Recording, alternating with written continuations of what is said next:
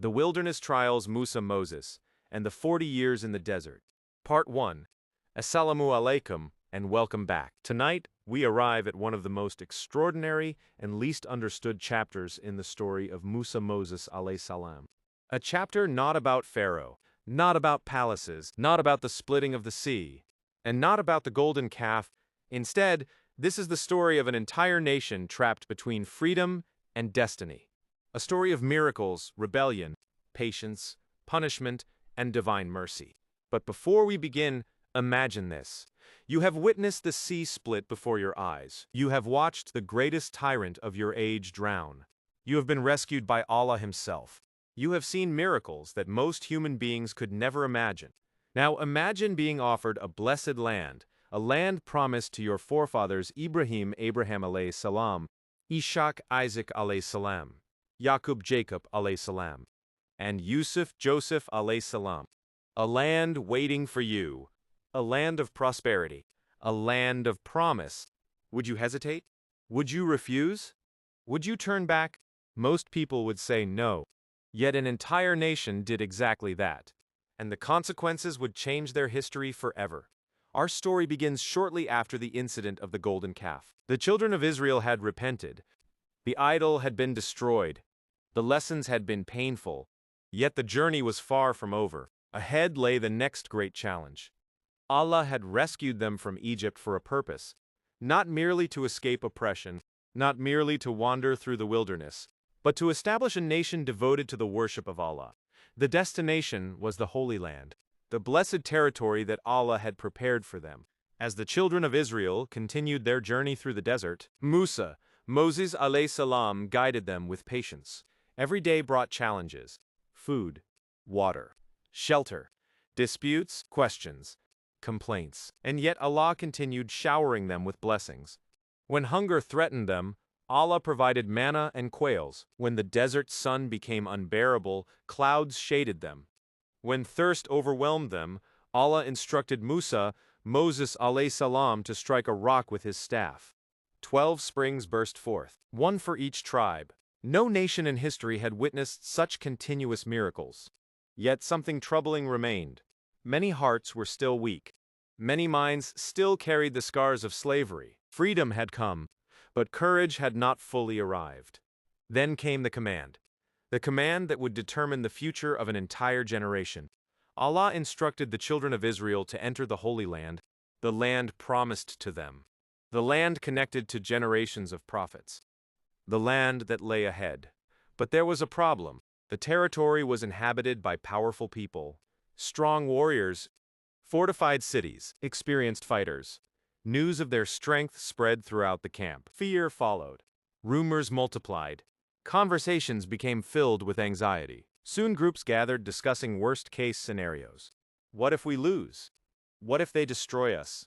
What if we are killed? Fear spread faster than faith.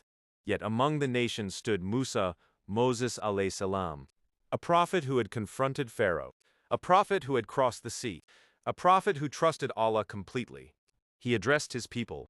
He reminded them of Allah's favors. He reminded them of His promises. He reminded them that victory comes from Allah, not from numbers, not from weapons, not from walls, but from faith.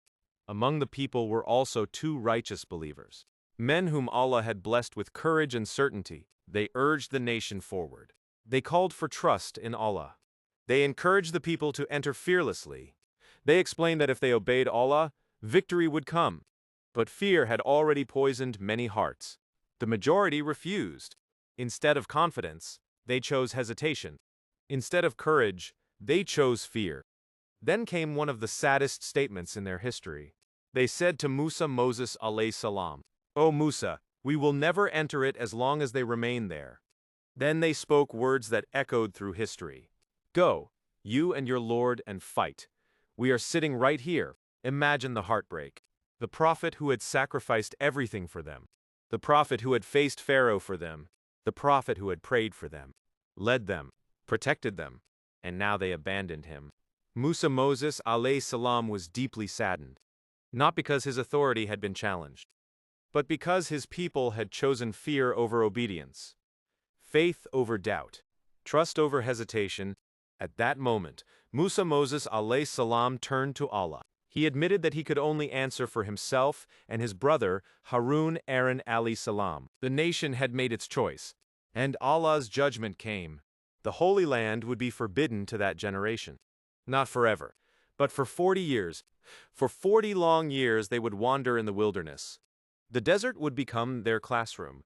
The wilderness would become their test, and the generation that refused Allah's command would slowly pass away.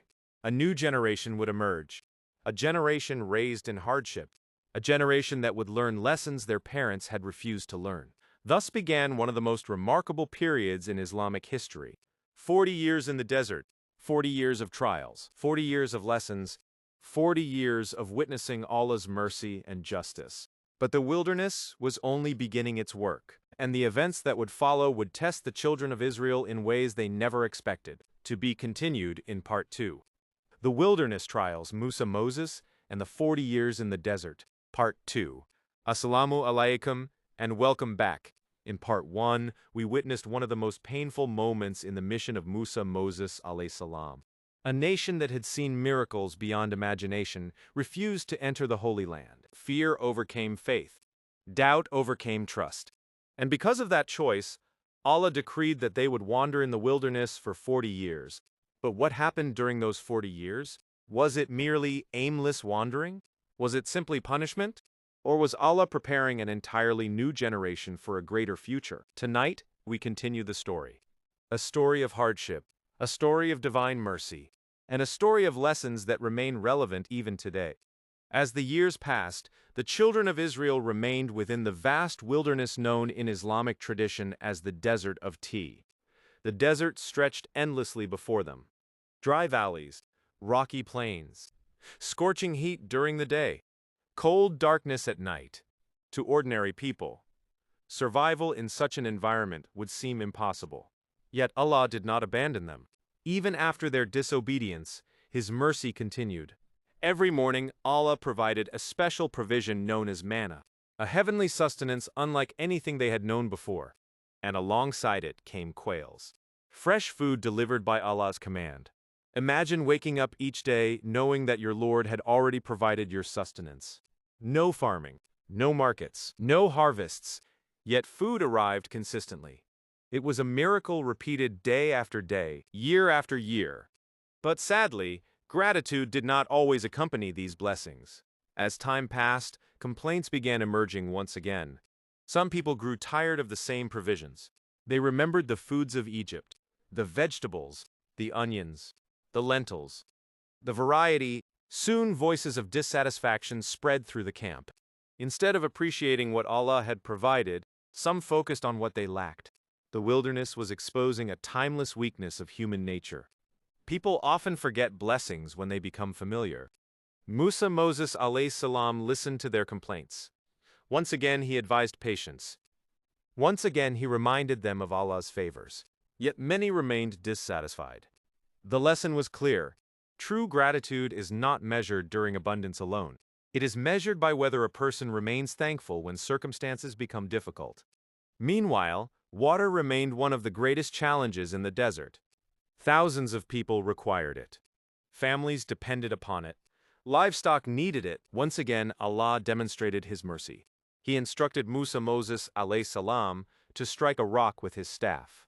The same blessed staff that had confronted Pharaoh. The same staff that had struck the sea. When it touched the rock, 12 springs burst forth.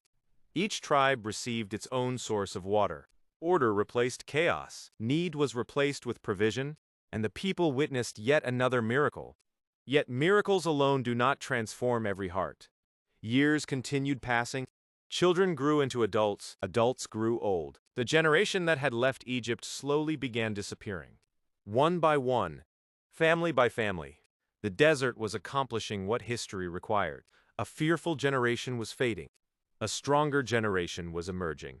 These young people had not lived comfortable lives in Egypt. They had not been shaped by slavery in the same way as their parents. They were learning resilience, patience, self-reliance, faith, and courage. Allah was preparing them for a future their parents had rejected. But before that future could arrive, more trials awaited. among the children of Israel was a man whose story became a warning for all generations. His name was Qarun. Qarun had once been associated with the people of Musa Moses salam. Allah had blessed him with immense wealth. His treasures were so vast that even the keys to his storehouses required strong men to carry them. Imagine wealth beyond imagination. Gold, silver, jewels, possessions, influence, power. Yet instead of gratitude, arrogance entered his heart. He began believing that his success came entirely from his own abilities, his own intelligence, his own efforts. He forgot the one who had granted everything. When righteous people advised him to remain humble, he ignored them. When they reminded him of Allah, he rejected their counsel. Pride blinded him, and pride has destroyed many before him. Then came the day of judgment. By Allah's command, the earth opened beneath Qarun. His wealth disappeared. His palaces disappeared. And he himself disappeared. The people watched in shock. Yesterday they had envied him. Today they feared becoming like him. The lesson spread throughout the camp. True success is not measured by wealth. It is measured by obedience to Allah. As the decades continued, Musa Moses salam carried an enormous burden. Leading thousands of people is difficult. Leading a nation through 40 years of testing is even harder. Again and again he settled disputes. Again and again he answered questions. Again and again he guided people back toward obedience. His patience was extraordinary. His dedication was unwavering. Yet even prophets experience sorrow. Even prophets experience loss. During these years, one of the greatest companions of Musa Moses salam approached the end of his earthly life. Qarun salam, his beloved brother, his supporter, his partner in the mission, the man who had stood beside him before Pharaoh, the man who had shared the burdens of prophethood, the man for whom Musa Moses salam had prayed years earlier. Qarun salam eventually passed away. Imagine the grief of Musa Moses salam. For decades they had stood together, faced dangers together, witnessed miracles together. Now Musa Moses salam continued without the brother he loved. Yet despite personal loss, he remained devoted to his mission. Because prophets place obedience to Allah above every hardship, as the 40th year approached, something remarkable became clear. The generation that had refused Allah's command was almost gone. A new generation now stood ready. A generation raised in the wilderness. A generation strengthened by hardship. A generation that understood sacrifice. The years of wandering were ending.